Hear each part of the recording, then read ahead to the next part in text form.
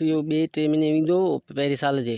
अच्छा बस हींअर पुॼंदो थोरो पोयां। अच्छा पर थोरो आहे लेट कमु मतिलबु बसर ई कोन्हे त ॿिज ई न त पुछा पुखियूं ॿिज तबाह थी विया आहिनि बरसाति जे करे। ॾाढो नुक़सान पी हिन सां जेको थोरो घणो मण ॾेढो पोखे वियासीं तमामु अला मासरो ॿिज में घटि। अच्छा ॿिज जेको सो धकिजी वियो। हाणे सिंध गवर्नमेंट इहा गुज़ार कजे थी असां कणिक जो ॿिज ॾे। हींअर बरसाति जे करे ॿिज सड़ी वियो ॾाढो, इन करे चौथे महीने बरसाति निकिरंदो, बरसाति जे करे ॾाढो ॿिज सड़ी वियो आहे। अच्छा अॻे जीअं मार्केट में टाइम ते पुॼंदो 2 या 3 महीने हींअर पुॼी कोन सघंदो। हींअर कोन पुॼी सघंदो, हींअर चौथे महीने।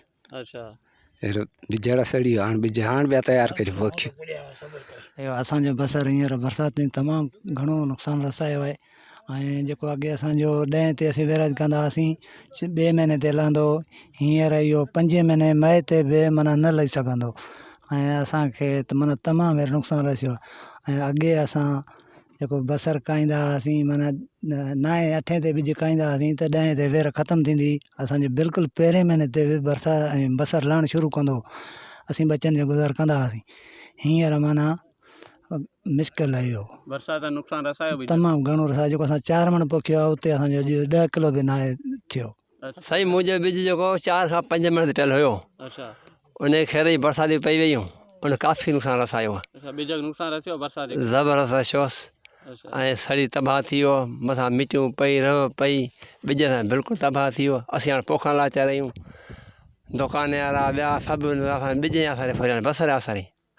असांजे ॿिन्ही माना हिन साल जेका सम्झो बसर जी वेराज आहे ई कोन, काफ़ी नुक़सानु थियो। काफ़ी नुक़सानु थियो आहे। अच्छा अॻे ही बसर तक़रीबन कहिड़े महीने में मार्केट में ईंदो, हाणे अची सघंदो या कोन? साईं अॻे असांजो बसर जेको 10 खे शुरूआति थींदो वेराज में, अच्छा 11 जे माना पहिरें 2, 3, 5 ताईं वेराज ख़तमु थींदा। अच्छा हे त असांजे ॿिज काफ़ी नुक़सानु रसी वियो आहे। जेके असां थोरा घणा पाछा ॿिज विधा आहिनि उनमें घणो असरु असांखे कोन्हे। अच्छा इहा असांजी 11 महीने वेर ई शुरू थींदी। अच्छा हिन साल जो असांजो बसर माना 3 जे महीने आख़िरी में वञी शुरूआति थींदो, मंडीअ में रखंदो।